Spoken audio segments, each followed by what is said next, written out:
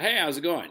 It's been a while since I've done a video because I've been busy working on some projects, and so it's sort of like slipped past me as it were. The weather has turned horrible here. Let me tell you, a couple of days ago there was like a light to medium snowfall. Well, light to medium snowfall for Ukraine, right? This kind of snowfall had fell in like DC or New York, everybody would be having a complete meltdown. But it was like no big deal. I don't know, 6 inches or something. And the thing is, see, after that, it started raining. Okay, and so it's the whole place is covered in slush, and you know that at night it freezes over, and it's a nightmare. Like I went to work at a cafe and I came back to my apartment and it was just like about a mile away, I suppose. And my feet just got soaked. My fingers, I mean, they hurt. And it's not that cold. I mean, it's not a real Ukrainian winter. It's just like sort of like a taste of it and not even a full taste of it, right? And so I thought to myself, for the soldiers, this must be a complete nightmare, especially if they don't have the right winter gear. I've been hearing a lot of stories about how Ukrainian soldiers are trying to keep warm in their shelters wherever they are or their trenches, and they'll light a little fire just to warm up their fingers and their feet, and because of it, they're spotted and killed. I mean, this is a disaster. Okay, and a lot of things are coming out that a lot of soldiers are suffering maladies that we all thought had gone the way of World War One. Trench foot, stuff like that. People losing their feet, both of them, because their feet literally rot in the trenches. Because of course, what happens is that the trenches fill up with water, right? And it's ice cold. And on top of that, if you're in a defensive posture for a prolonged period of time, there's no porta potty. You got to just take a dump and take a leak right then and there. And so all this stuff gets into your feet and it freezes up. You get frostbite, you get infection, you lose your limbs. And this is the state of affairs that's going on around the town of Bakhmut. Now, for those of you who don't know, Bakhmut is this, it's sort of like a crossroads of multiple roads and rail lines. And that is where the big battle is taking place. This battle has been going on for the last couple of months. And the Russians are doing what they've been doing from the beginning, which is just hitting it with artillery every goddamn day, just slowly chewing it up. And what's going on in Bakhmut, the tragedy that's going on, is that Bakhmut is this small town, but it's been incredibly fortified by the Zelensky regime forces at NATO's direction. Because NATO is running this war, don't kid yourself. And they are applying NATO tactics to this war. Now, the problem is that NATO tactics are effective against insurgents in some Middle Eastern country, but they're a catastrophe insofar as this kind of large-scale industrial warfare is concerned. And so they are literally feeding in all of their troops into Bakhmut to protect this fortress. They're falling for the sunk cost fallacy. If you don't know what that is, look it up. They are feeding more and more troops, and the Russians are just steadily grinding away, minimizing their own losses as they annihilate not just Zelensky regime forces, not merely territorial defense forces, which are ill-equipped for this kind of warfare, but also all the NATO military contractors. Because finally, in Newsweek, there was an article that revealed, almost like an aside, that yes, indeed, all those sophisticated HIMARS weapons and M777s and all the rest of it, they are being operated by contractors, Western contractors, i.e. NATO troops, that, of course, which I suspected from months ago, they were resigning their commission with their NATO army, be it the United States or Poland or Romania, and immediately signing a contract with a private military contractor and going to Ukraine using Ukrainian uniforms. I mean, I suspected, because once it was explained to me, once I understood that all these sophisticated weapons take months to learn to operate properly, I thought to myself, well, obviously, The Zelensky regime doesn't have months to train its men to use these weapons. These weapons must be operated by Westerners, Westerners who have had the proper training, Westerners who therefore are elements of the NATO armies. And that's proven to be the case. And now it's getting to a point, the number of NATO casualties is rising so much that they're no longer able to hide it. Poland was the first to cry uncle and start to reveal how many men that they have lost. And those numbers are growing. And NATO, commanding the Zelensky regime forces, is just feeding the Russians all of their remaining troops. On the other hand, what's going on is that the Russians have assembled a force that has been estimated credibly at between 540,000 and 600,000 troops, and they're not done yet. Over 500,000 troops and loaded for bear, forgive the pun, with all kinds of rockets and artillery and all the gasoline that they could ever want for all of their vehicles, not to mention all kinds of vehicles, right? Tanks, armored personnel carriers, the works, the whole smash. The Russians seem to be gearing up. Many people think that it's going to be big arrow offensives, something coming out of Belarus, from the north of Ukraine, north of western Ukraine, which would slice off and interrupt the flow between Kiev and the west, and another big arrow coming out of Donetsk, the Donbass region, and perhaps a third arrow coming out of Belgorod, the Kharkov area. Now, all of that could be taking place. Who knows? I actually thought initially that that might be the case, but now the way things are going, it seems to me that what's really happening, and this is my supposition, what seems to really be happening is that because NATO is actually doing what the Russians want, which is feeding them troops to be annihilated at Bakhmut and in the eastern and southern front generally, that the Russians are going to keep on grinding away until they completely eviscerate the Zelensky regime forces and all the NATO contractors.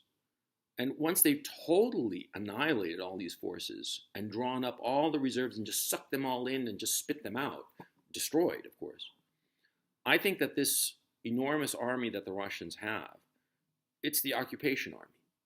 And that's what it is. And yeah, they have all this combat gear and all the rest of it, but more like a, kind of like a just-in-case kind of scenario.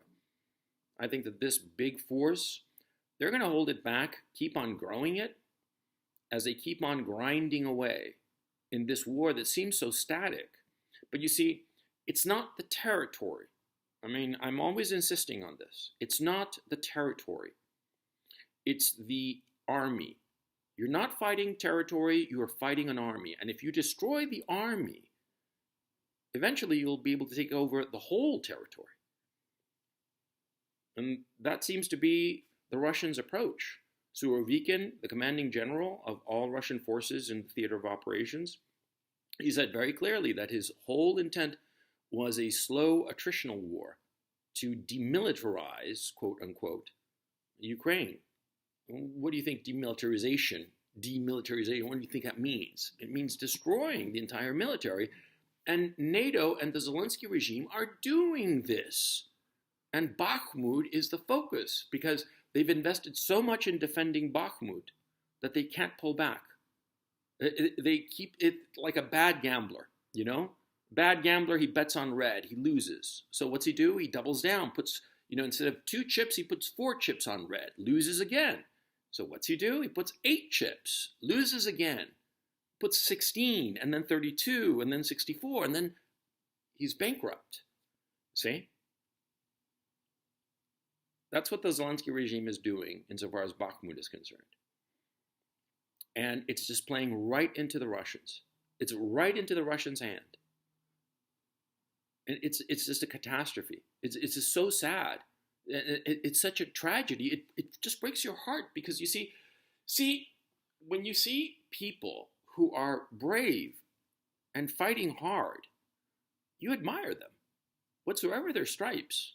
It's just a natural human reaction, or perhaps it's really something that only men feel. I don't know, because women don't seem to feel the same way. But I've noticed most guys, even when they have like an opponent who perhaps even beats them, they're like, yeah, that guy was, yeah, I don't like him. He's an SOB and all the rest of it. But yeah, he's got balls. He's tough, you know?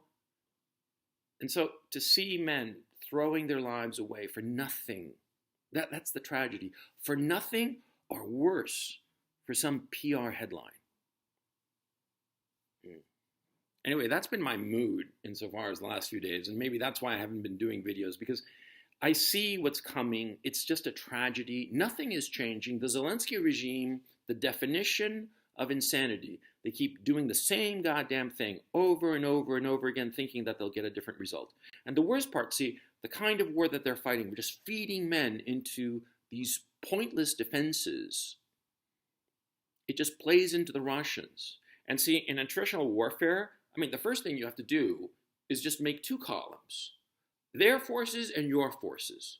And if it's an attritional contest, you got to add them up and say, who's got more? Because in attritional war, the guy who's got more, he's going to win. The Russians have over 500,000 troops.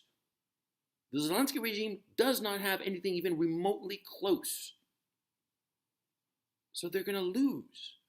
And all the loss of life will be pointless. And of course, none of the people in NATO, none of the people in Kiev want to negotiate. There is no other option except negotiation. But of course, on top of that, they have been so duplicitous over the years. And, Angela Merkel herself just said in 2 separate interviews, she admitted openly that she had basically crooked Vladimir Putin, that the Minsk II agreements were just a way to buy time, and that the Germans had no intention of ever forcing the Zelensky regime or the Poroshenko regime before it to implement the Minsk II agreements. So the Russians don't believe anything that the West says. And even if the West came begging to negotiate, the Russians would say, we don't believe you, We just don't, Fool me once, shame on you. Fool me twice, shame on me. We're not going to get fooled twice. Minsk II, you fooled us. Not going to let it happen again. The Russians, they still call this a special military operation, but it's not merely a war. From the Russian point of view, there is only one outcome: unconditional surrender. That's the only outcome. And all of the Zelensky regime forces, all of these very, very brave men, they're all going to die for nothing. And so, I guess what happens is that whenever I think about this reality, because that is the reality on the ground, I think of this and I'm just too saddened to make a video. And I made a video really just because so many of you followers have been always so very, very kind to me. And I always thank you so much from the bottom of my heart, truly. So many of you are concerned for my well-being here in Kharkov, and I so appreciate it. You have no idea how moving it is. And so I really did this video to tell you that I'm fine, I'm still doing my Patreon stuff. I did a live stream a couple of days ago with Brian Berletic and Alex Christoforou. That was great. And it looks like we're going to be on their show, on the Duran show next week, Brian and myself. I'm fine, and thank God there's still electricity and therefore there's still heating here. That's not the case with the vast majority of the rest of Ukraine. I have no idea why I'm fortunate in this regard, but, I'm not going to look a gift horse in the mouth. But anyway, I just want to make this video to thank you all, say that I'm okay. And it just breaks my heart. I mean, it truly does. I mean, see, you can laugh about foolish decisions of people more powerful than yourself and say, look how stupid they are and all the rest of it. Yeah, it's all good and fine. But when you start seeing the bodies pile up, when you start seeing the casualties, it just, you want to rip your eyes out. You want to tear your hair out. You want to scream. I don't know what you want to do, man. I mean, that's the emotion I feel when I see all of these men, no longer young, because many of the young ones are dead already, and they're eating up guys who are almost my age, 54, almost my age. And you see them being just annihilated. You see them losing limbs because of trench rot. You see them just, cowering, over a little can with a little fire going. And, some can that probably had like beans or something, and they have a little fire going, and they're trying to keep themselves warm in this cold, in this grim, a winter that's coming, and it just breaks your heart. And so I guess that's why I haven't been doing videos, because it just breaks your heart. Take it easy.